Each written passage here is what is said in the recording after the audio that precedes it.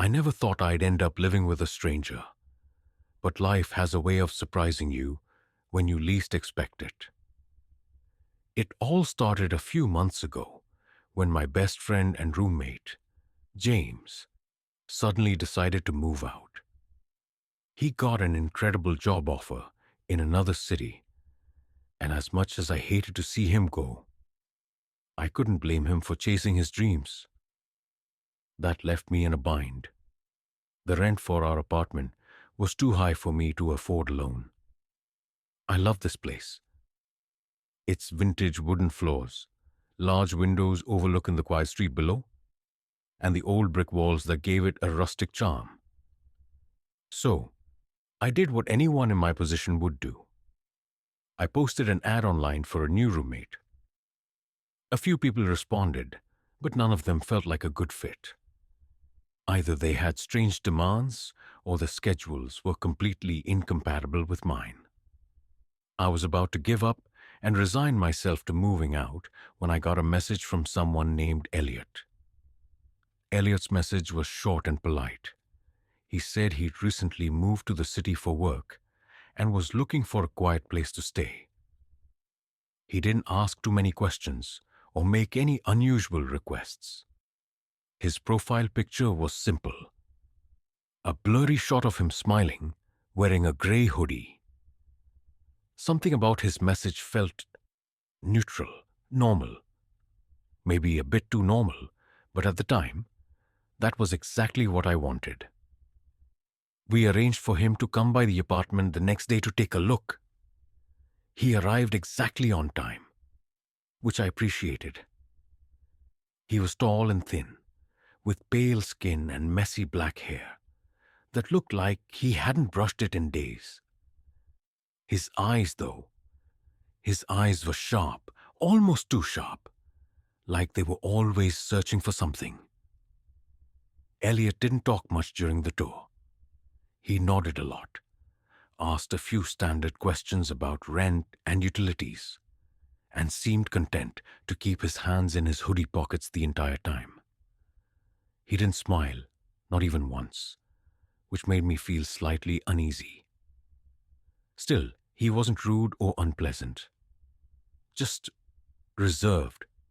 Against my better judgment, I decided to give him the room. I figured I could handle a quiet roommate, and the idea of splitting the rent again was a huge relief.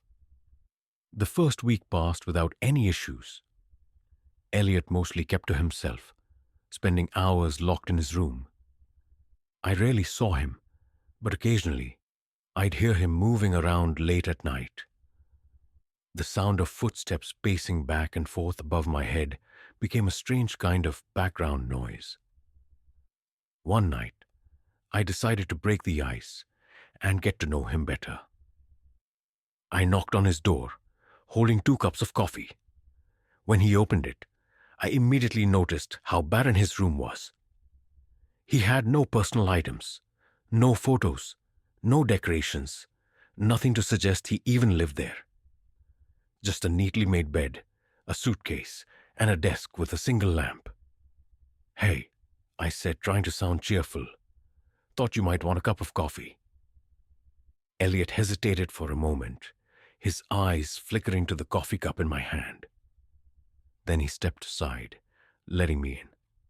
"Thanks," he said softly, taking the cup. We made small talk for a while, but I couldn't shake the feeling that he was holding something back. His answers were short, almost rehearsed, like he was trying to say just enough to keep me from asking more. When I asked about his job, he told me he worked remotely, but didn't elaborate. When I asked where he was from, he gave a vague answer about moving around a lot as a kid. As I left his room that night, I couldn't help but feel that something about him didn't add up. But I brushed it off, telling myself that everyone deserves their privacy. That's when the little things started happening. It began with the noises. At first, I thought it was just the old building settling, but the sounds were too deliberate. Whispers that seemed to come from the walls. faint tapping noises that would stop the moment I tried to find their source. One night, I woke up to the sound of my bedroom door creaking open. My heart raced as I sat up in bed, my eyes straining to see in the dark. The door was open, but no one was there. When I asked Elliot about it the next day, he just shrugged and said he hadn't heard anything. His expression was unreadable, but his eyes seemed almost amused. That was when I realized I didn't even know Elliot's last name. At first, I convinced myself that I was imagining things. Living with a stranger in an old apartment could play tricks on your mind, right? But as the days turned into weeks, the sense of unease around Elliot only deepened. It wasn't just the way he moved through the apartment like a shadow, barely making a sound. It wasn't the way he avoided eye contact or how he always seemed to appear and disappear without warning. It was the little things, the subtle but undeniable oddities that made me question if I'd made a huge mistake letting him move in. One night I came home late from work, exhausted and starving. As I opened the fridge to grab something to eat, I noticed that all my leftovers were gone. At first, I thought maybe I'd eaten them and forgotten.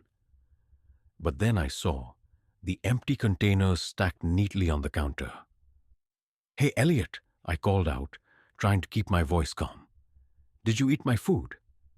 There was no answer. I knocked on his door, but it was slightly ajar. Pushing it open, I found the room empty. It was the first time I'd been inside since the night I brought him coffee. And it hadn't changed at all. No signs of personal belongings, no indication that someone actually lived there. The bed was perfectly made, the desk was spotless, and the lamp was turned off. That's when I noticed it. On the desk was a small notebook, its cover black and worn with age. It looked completely out of place in the otherwise sterile room. I knew I shouldn't invade his privacy, but curiosity got the better of me. I flipped it open. The pages were filled with strange symbols and scribbles, like a language I couldn't understand. Some of the symbols were repeated over and over, accompanied by sketches of faces. Faces that looked eerily familiar. My stomach dropped when I realized one of the faces looked like me. A floorboard creaked behind me. I spun around, heart pounding, but the room was empty. I slammed the notebook shut and left the room, my hands trembling. That night I locked my bedroom door for the first time. The strange occurrences didn't stop there. I started waking up in the middle of the night, always at the same time, 3:15 a.m. At first, I thought it was just stress, but the timing felt too precise to be a coincidence. Each time I woke up, there was a feeling of being watched, like someone was standing just out of sight. One night, I decided to stay awake and see if I could catch whatever, or whoever, was causing the disturbances. I sat in my bed, staring at the clock as it ticked closer to 3:15. The apartment was silent except for the faint hum of the refrigerator in the kitchen. At exactly 3:15, I heard it. A soft rhythmic tapping, coming from the wall behind my bed. I froze, my heart hammering in my chest. The tapping continued, steady and deliberate, like someone was trying to get my attention. Summoning my courage, I grabbed my phone and turned on the flashlight. The wall was bare, but the sound was still there. It seemed to be coming from inside the wall.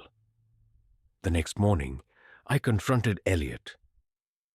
"Have you been hearing strange noises at night?" I asked, trying to sound casual. He looked up from his coffee, his expression unreadable. "No," he said simply. His calmness unnerved me. It felt like he knew more than he was letting on. like he was testing me. Later that day, I decided to do some investigating. I searched every corner of the apartment, looking for anything that could explain the noises. That's when I found it. A small locked hatch in the back of the closet in the hallway.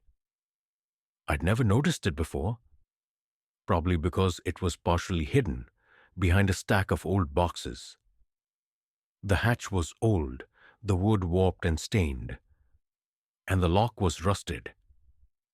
It didn't look like it had been opened in years. I asked Elliot about it that evening.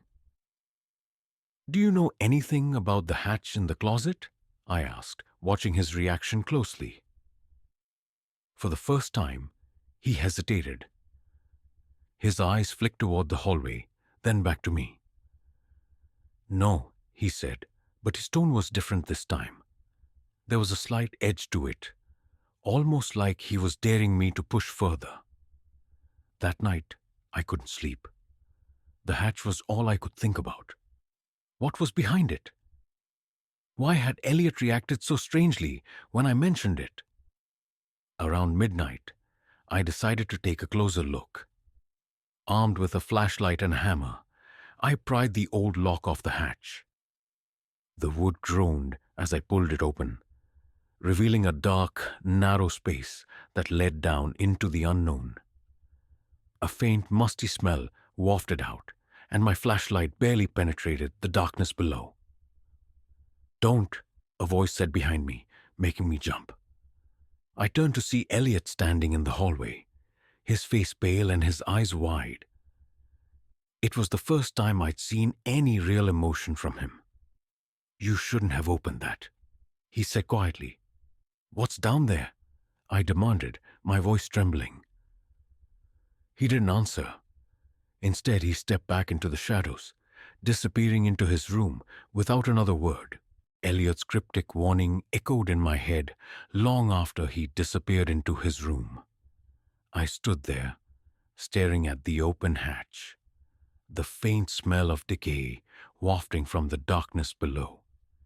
Every instinct screamed at me to close it, to forget I'd ever seen it.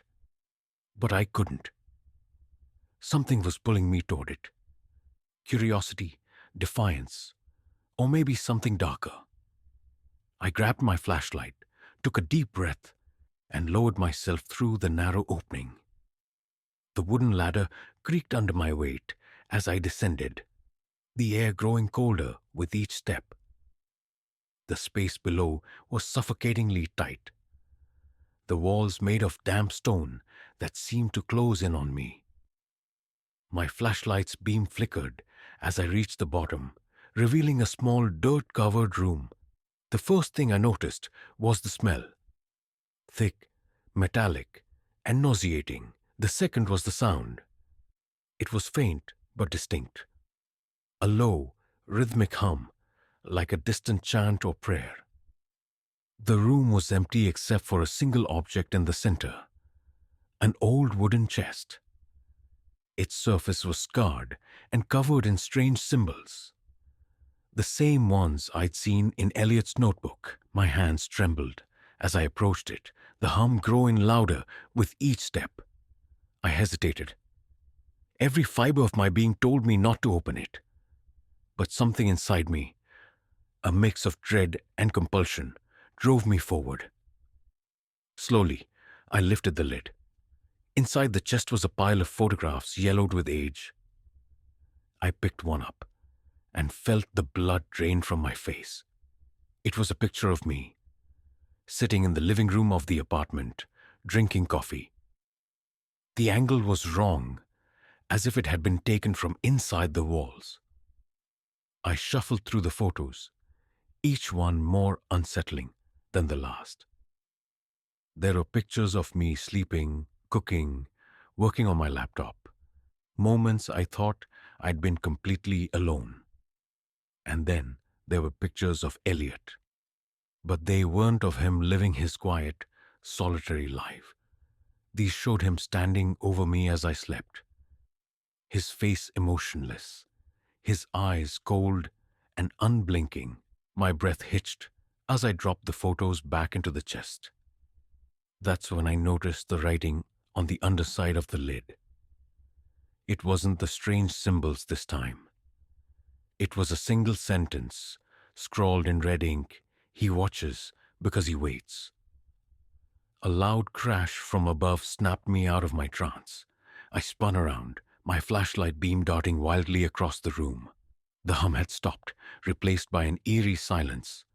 I scrambled back up the ladder, my heart pounding. As I climbed, I felt the air grow warmer, heavier, like something was pressing down on me. When I emerged back into the hallway, the apartment was pitch dark. My flashlight flickered, casting strange shadows on the walls. "Elliot?"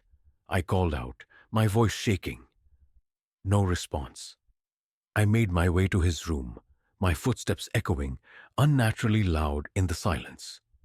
His door was wide open, the room inside completely empty. The bed was stripped, the desk cleared, and the notebook was gone. That's when I heard it, a faint scratching sound coming from the walls. I froze, my blood turning to ice. The sound grew louder, more frantic, until it seemed to be all around me. I backed away, clutching my flashlight like a weapon. Suddenly the scratching stopped, and then I heard his voice. "You shouldn't have gone down there." It came from behind me. I spun around, but no one was there. The air felt electric, heavy, with something unseen but undeniably present. The lights in the apartment flickered back on, casting everything in a harsh, unnatural glow.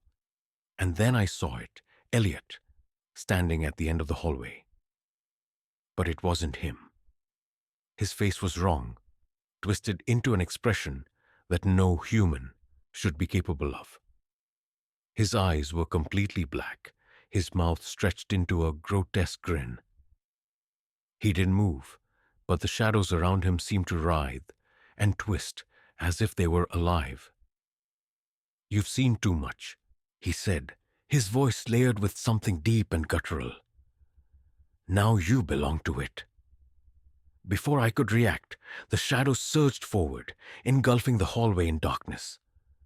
I turned and ran, but no matter how far I went, the hallway stretched on endlessly, the walls pulsing and shifting like a living thing. I don't know how long I ran, but eventually I found myself back in the living room. The hatch was still open, the hum returning, louder than before. The apartment seemed to vibrate with it, the walls warping and cracking. Elliot's voice echoed around me, overlapping and distorted. "You opened the door. You let it in." A sudden violent gust of wind knocked me off my feet, and the last thing I saw before everything went black was the hatch slamming shut on its own. When I opened my eyes, the apartment was silent. The air was cold, heavy, and still. At first, I thought it had all been a nightmare, but the aching in my body told me otherwise. My flashlight was lying on the floor beside me, its beam flickering weakly. The hatch was closed, just as I remembered, but something was different. The walls of the apartment seemed darker, almost charred, as if they'd been burned. The familiar smell of coffee and stale air was gone, replaced by the acrid scent of ash and decay. I tried to stand, but my legs wobbled beneath me. Every step toward the front door felt like wading through thick water. When I finally reached the handle and turned it, nothing happened. The door wouldn't budge. Panicked, I pounded on it, screaming for help, but my voice seemed to vanish into the oppressive silence. Desperate, I ran to the windows, only to find them sealed, the glass cold and unyielding. That's when I noticed the photo frame on the coffee table. It wasn't mine. I picked it up, my hands trembling. The picture inside showed me, sitting in the apartment, smiling. But I wasn't alone. Elliot stood behind me in the photo, his hand resting on my shoulder. His face was calm, almost friendly, but his eyes, they were black, lifeless voids. The sound of footsteps made me drop the frame. I turned to see Elliot standing in the hallway, his face illuminated by the dim light of the flickering bulb above. "Why are you doing this?" I demanded, my voice breaking. He tilted his head, a faint smile playing on his lips. "You brought this on yourself," he said softly. "The moment you opened the hatch, you became part of it." "Part of what?" Instead of answering, he stepped aside, revealing the hallway behind him. The walls were no longer solid. They rippled like liquid, and faces pressed against the surface, their mouths open in silent screams.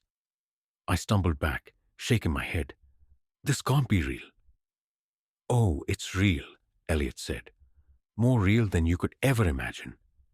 You see, I was just like you once, curious, naive, and unwilling to leave things alone.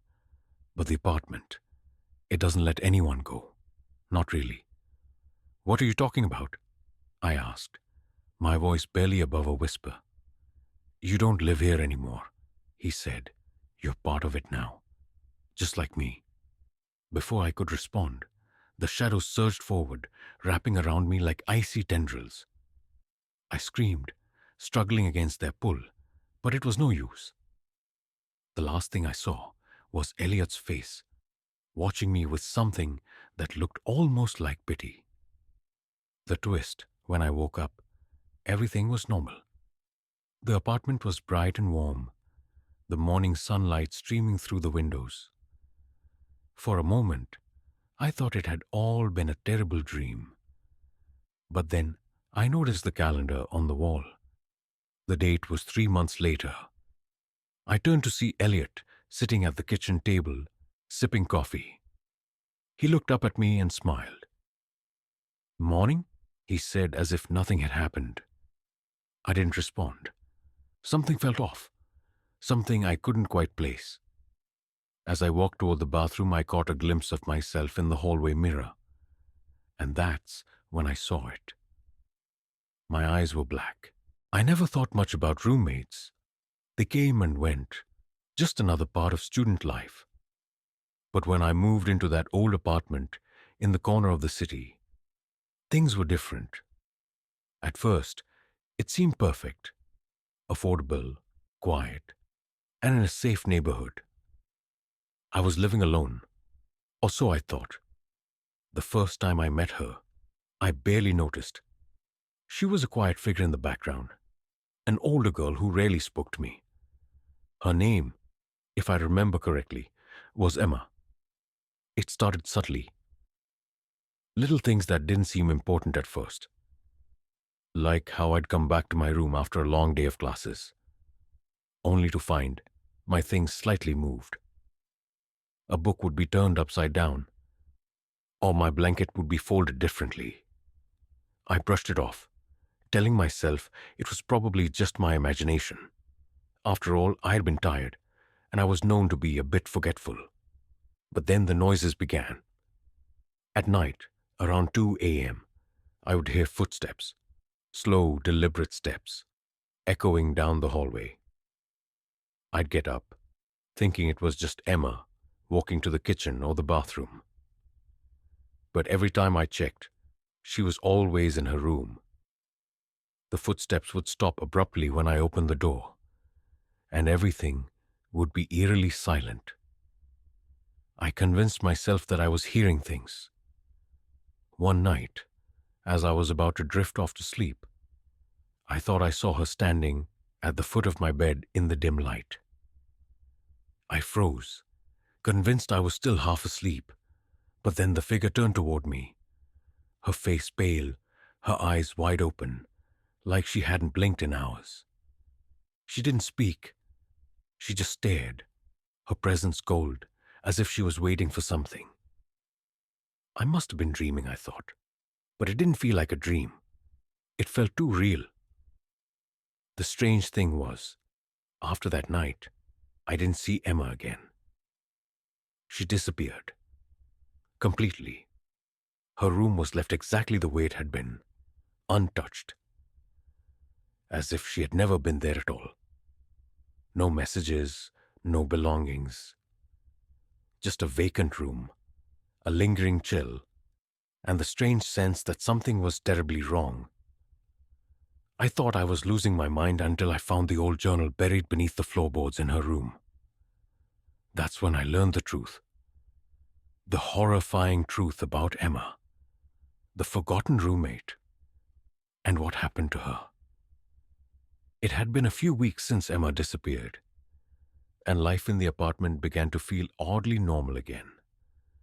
The noise from the hallway was no longer as unsettling, and the strange, unexplainable incidents had slowed down.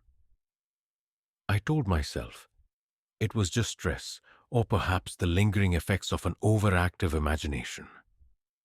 But deep down, I couldn't shake the feeling that something wasn't right. It was late one evening when it first happened. I had just finished a long day of studying and decided to unwind with a hot cup of tea. The apartment was quiet, save for the occasional hum of the refrigerator and the distant sounds of the city outside. As I sat on the couch, sipping my tea, I felt an inexplicable coldness seep into the room. I chalked it up to the weather. It was winter, after all, and the heating in the apartment was notoriously unreliable. But the chill persisted, growing more intense with each passing moment. I tried to ignore it, but the cold seemed to be coming from the hallway. Slowly, I got up and walked toward the door. As my hand hovered over the doorknob, I heard it. A soft shuffling sound. At first, it was faint, barely noticeable, like the rustling of paper. But then it grew louder, more distinct, like footsteps dragging across the floor. I froze, my heart racing. "Who's there?" I called out, my voice shaking. There was no answer, just the sound of those dragging steps, getting closer. I slowly opened the door, my breath coming in shallow gasps, and stepped out into the dimly lit hallway. The light flickered above me, casting eerie shadows along the walls. I called out again, but there was still no response. The hallway was empty, completely empty, but the sound. It was coming from Emma's room. Without thinking, I found myself walking toward her door. I hesitated for a moment, unsure of what I was doing. After all, Emma had disappeared weeks ago. There was no reason for anyone to be in her room. But as I reached for the doorknob, I felt a sudden, overwhelming sense of dread. Something inside me screamed to turn back, to go back to my room and pretend none of this was happening. But I didn't. I opened the door. The room was exactly as it had been the day she left, except for one thing. The floor was covered in what looked like old faded photographs. Hundreds of them scattered across the room in a chaotic mess. My heart pounded in my chest as I stepped inside, my eyes scanning the room. The photos were of Emma, but there was something off about them. Her smile in each picture was too wide, her eyes too blank, as if something or someone was behind her in the shadows, pulling the strings. I picked up one of the photos, my fingers trembling. It was an old black and white picture of Emma, but it was taken in this very apartment. She was standing in the hallway, her eyes staring directly into the camera, her smile unnaturally wide. But what caught my attention was the figure behind her. A shadowy figure, barely visible, but there. A presence that wasn't supposed to be there. The room suddenly felt colder, the air heavier. I couldn't explain it, but I knew I wasn't alone. Before I could process what was happening, I heard the sound again, the dragging footsteps, this time much closer, much louder. They were coming from behind me. I whipped around, my heart racing in my chest. There, standing in the doorway, was a figure. It wasn't Emma. Not exactly. The woman in front of me was tall, her skin pale and almost translucent. Her dark hair hung in tangled strands, framing her face in a way that made it look distorted, like the shadows themselves were playing tricks on my eyes. But what struck me most were her eyes. Empty, black voids, like there was nothing behind them, just an endless abyss staring into me. I froze. The room spun around me, my mind trying to make sense of what I was seeing. Was this real? Was I dreaming? The woman stepped forward, her movements jerky, unnatural, as if she were a puppet with broken strings. Her lips parted, and for a split second I thought she was going to speak. But all that came out was a sound. A low, guttural moan, like the air itself was being suffocated. The moan echoed through the room, making my ears ring. I took a step back, but my feet felt glued to the floor. The woman reached out, her hand trembling, her fingers like icy tendrils stretching toward me. I wanted to scream, to run, but my body wouldn't move. I was paralyzed, trapped in the gaze of those empty eyes. And then, just as suddenly as she appeared, she was gone. The room was silent once more. The footsteps faded into nothingness. I blinked, disoriented, trying to make sense of what had just happened. Was it a hallucination? Had I imagined it all? But when I looked down at the floor, the photograph I had been holding was gone. In its place was another one I didn't recognize. It was a picture of me, standing in the hallway, my face distorted in the same way as Emma's in the other photos. My eyes were wide open, staring into the camera with a smile that didn't belong to me. That's when I understood. The woman, the figure, it wasn't a dream. Emma wasn't gone. She was still here, somewhere. And she was waiting for me to uncover the truth. I backed out of the room, my hands shaking, my mind racing. Whatever was happening, it wasn't over. It had only just begun. In the days that followed, I couldn't shake the image of that figure. The woman with the empty eyes. I couldn't stop thinking about the photograph. The one where I was smiling in the hallway. How was that even possible? I hadn't been in that hallway. I was sure of it. So how did the picture exist? I spent days trying to convince myself that it was just my mind playing tricks on me, that the stress of school and the weird happenings in the apartment had gotten the best of me. But no matter how much I tried to ignore it, the truth gnawed at me, pulling me deeper into the mystery. I started to search through the apartment, looking for anything that could explain what was going on. I checked Emma's room again, hoping for some clue, anything, to make sense of what had happened that night. The photos were still scattered across the floor, the same ones from before. But now I noticed something I hadn't before. There were names written on the back of some of them, names that didn't seem to belong to anyone I knew. One name caught my attention. Adeline. It was written in bold, dark ink, and it looked like it had been written recently, as if someone had added it after the picture was taken. I turned the photo over, my fingers trembling as I examined the back. It was another image of Emma, but this time she was standing next to a woman I didn't recognize. Someone with the same pale skin, the same dark hair. She was holding Emma's hand, smiling with the same strange, unnatural grin. The photo had been taken in the apartment, but the woman beside her wasn't someone I'd ever seen before. And yet she looked oddly familiar. Adeline? The name echoed in my mind. It didn't take long before I realized where I had heard it before. Adeline was the name of the woman who had lived in the apartment before Emma. I remembered now. There had been a brief mention of her when I moved in.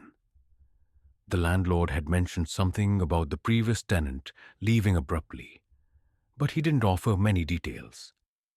Just that she'd moved out without notice and left the place in a hurry. I felt a chill run down my spine.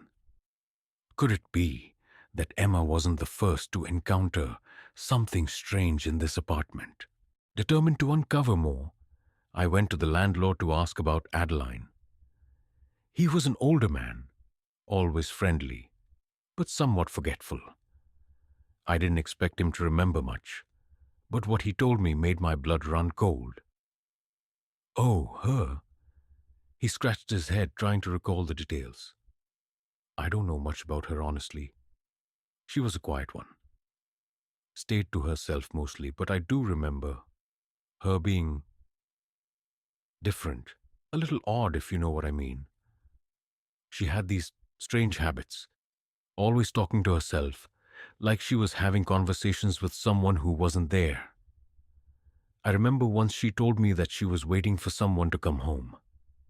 But she never said who. She moved out in the middle of the night, left all her stuff behind. It was like she disappeared. He paused, eyeing me strangely. Why are you asking about her? You're not having any unusual experiences, are you? I nodded slowly, the hairs on the back of my neck standing on end. I've been hearing things, I admitted quietly. And I found some old photos in Emma's room. There's someone in the pictures, someone who looks like the woman you mentioned. I think her name is Adeline. The landlord's face went pale. He looked around the room, almost as if he was afraid someone might be listening. Then he leaned closer to me, lowering his voice. You need to be careful, he warned. That apartment, it has a history. There's something wrong with it. I don't know what it is, but it's like it's cursed. Every tenant who's lived here has had problems. Strange noises, things disappearing, people vanishing without a trace. I felt my stomach drop. What do you mean by vanishing? The landlord shook his head, his voice trembling. It's not just that. There are rumors about the apartment, about the people who live there. Some say that the apartment has a way of trapping people, that once you move in, you can't leave. It's like it has a mind of its own. And once it decides you're a part of it, you're stuck. People come, they live for a while, and then they just disappear. Like they were never there. He stopped, eyes darting nervously around the room again.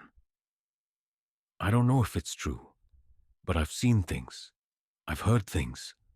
And you're not the first one to ask about Emma or Adeline.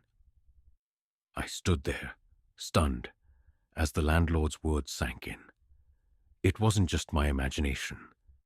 There was something far more sinister happening here, something that had been happening for years. The apartment wasn't just old or creepy. It was cursed, haunted by a history of people disappearing, vanishing without a trace. I left the landlord's office, my mind racing with questions. Why hadn't anyone warned me? Why hadn't I known the truth before I moved in? That night I returned to the apartment, my heart pounding in my chest. I needed to know more. I needed to uncover everything about the people who had lived here before me. Emma, Adeline, and anyone else who might have vanished into the shadows of this place. I spent hours digging through the apartment, searching for anything that could give me more answers. It wasn't until I pulled up the floorboards in Emma's room that I found something truly horrifying. There, buried deep beneath the wood, was a small leather-bound journal. The pages were yellowed with age, the ink fading in places, but the writing was still legible. I opened it slowly, trembling with anticipation, unsure of what I would find. The first entry was dated months before I had even moved in. It was written by Emma, but it was addressed to someone named Adeline. I can't stay here anymore. It's happening again. The footsteps, the whispers, and the pictures. It's all coming back. I don't know if I can last much longer. The apartment.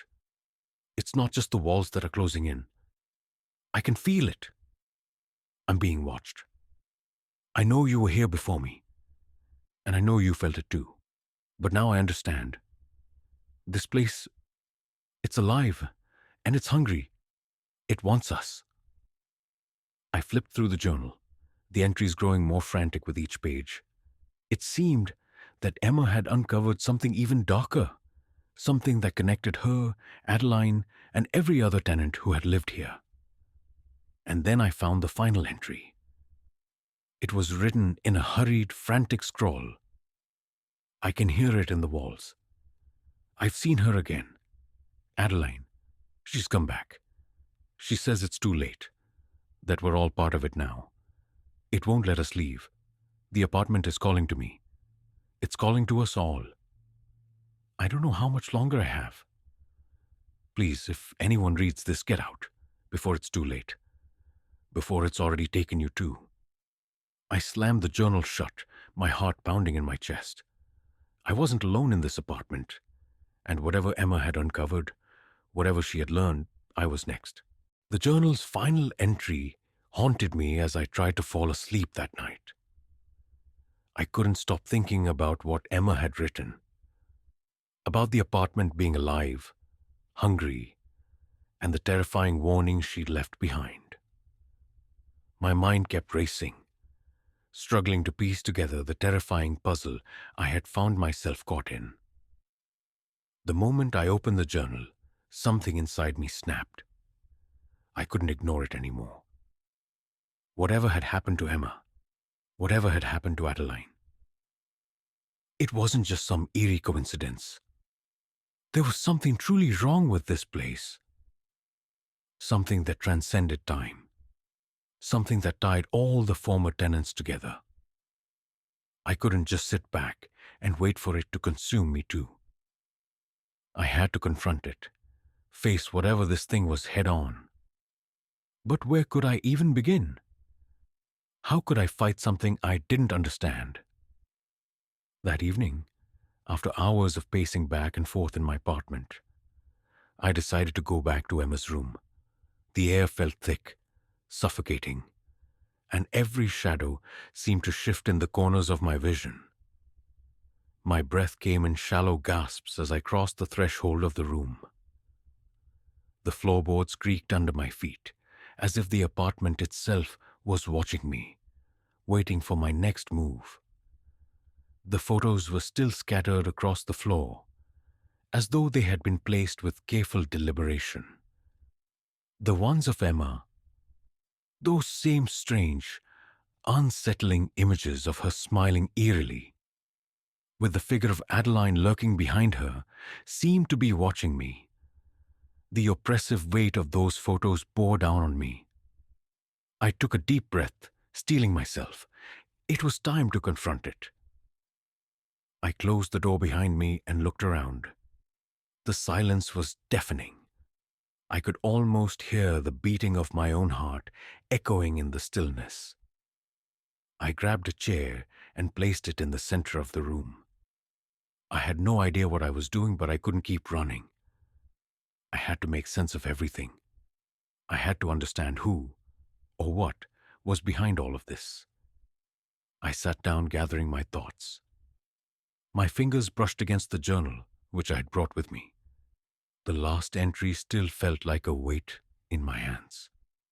Its words like a cold warning, but I couldn't ignore it anymore. I had to face whatever this place wanted, whatever this thing wanted. I took a deep breath and spoke aloud. Adeline, Emma, I don't know what you want, but I'm not leaving. I'm not afraid of you. I want answers. If you're here, show yourself. Tell me what's going on. The room seemed to respond in an unsettling way. The temperature dropped. The shadows in the corners seemed to deepen, stretching as if they were alive, slithering along the walls. I felt an unnatural pull, like the very air was being sucked out of the room. Suddenly, I heard it, those familiar footsteps, the dragging sound, faint at first, then louder, closer, as if someone, or something, was coming toward me. I turned toward the door, but there was nothing there, just empty space. The footsteps continued, but now they were right next to me. I could feel them, the presence, as if it was standing behind me. I spun around in my chair, but there was nothing to see. Nothing but the same empty room.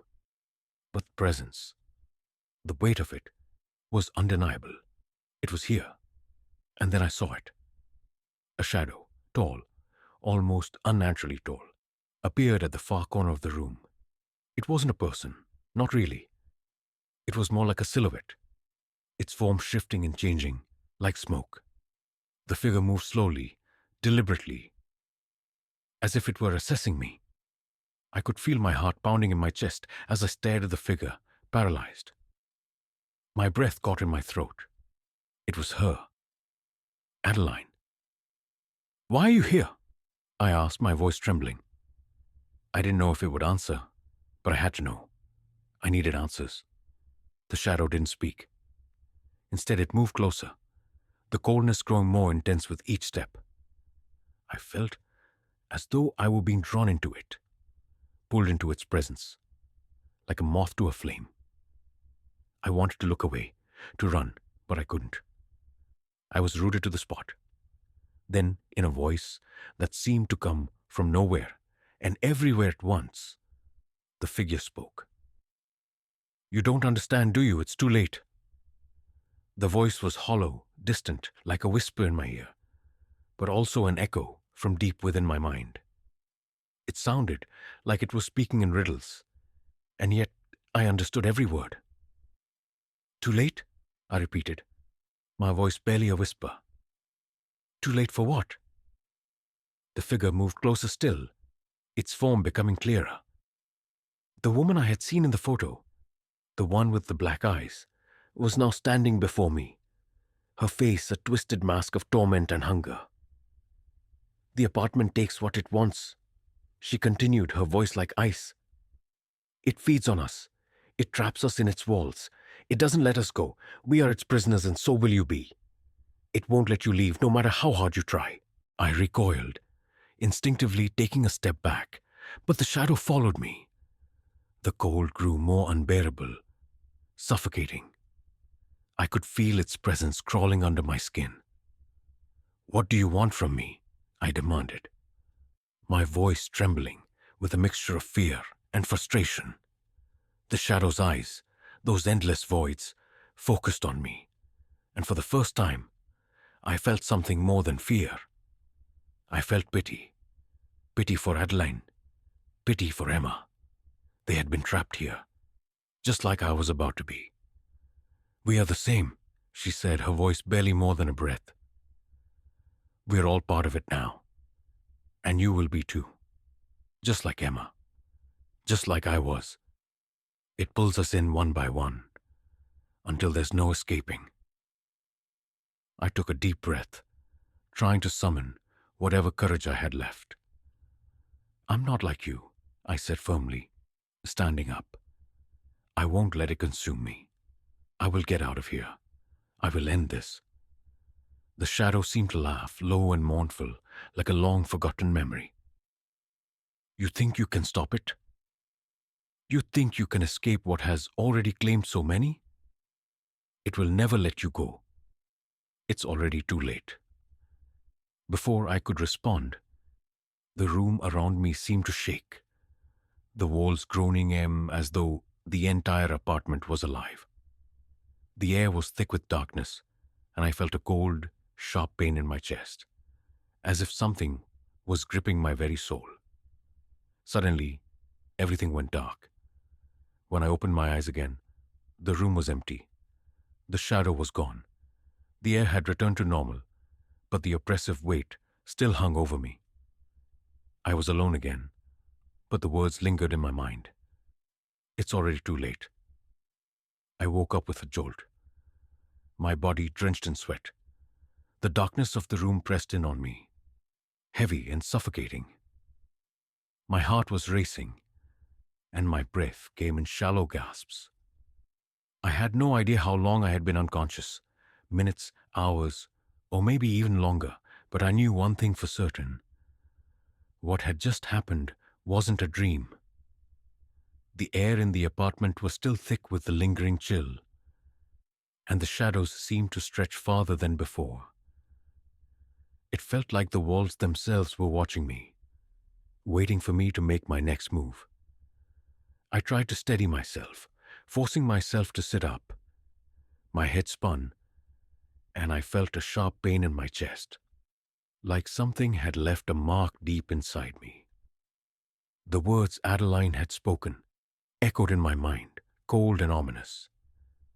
It's already too late. I had to get out. I had to leave before it was too late for me too. But as I stood up, I noticed something that made my blood run cold. On the floor, just a few inches from my feet, was another photograph, one I hadn't seen before. I bent down to pick it up, my fingers trembling. My breath caught in my throat when I saw the image. It was me, standing in the hallway of the apartment, exactly where I had been when I first discovered the strange photographs. But there was something different about this one. I wasn't alone. Behind me, standing in the shadows, was Adeline. Her face was pale, her eyes wide and dark, staring directly at the camera. She was smiling, a twisted, unnatural grin that sent a shiver down my spine. But it wasn't just her that made me freeze in terror. It was the message written on the back of the photo. "You can never leave. We're all part of it now." I stumbled backward, my heart racing in my chest. The apartment felt like it was closing in on me, the walls pressing closer with each passing second. I had to get out. I had to find a way to escape. But just as I turned to run, the apartment groaned. A deep, guttural sound that seemed to come from the very foundation itself. And then I heard it, the sound of footsteps echoing through the hallway. My body froze. It wasn't just the footsteps this time. There was something else, something far worse. A voice. "It's too late." I spun around, my blood running cold as I realized the voice wasn't coming from the hallway. It was coming from right behind me. Before I could turn, everything went dark.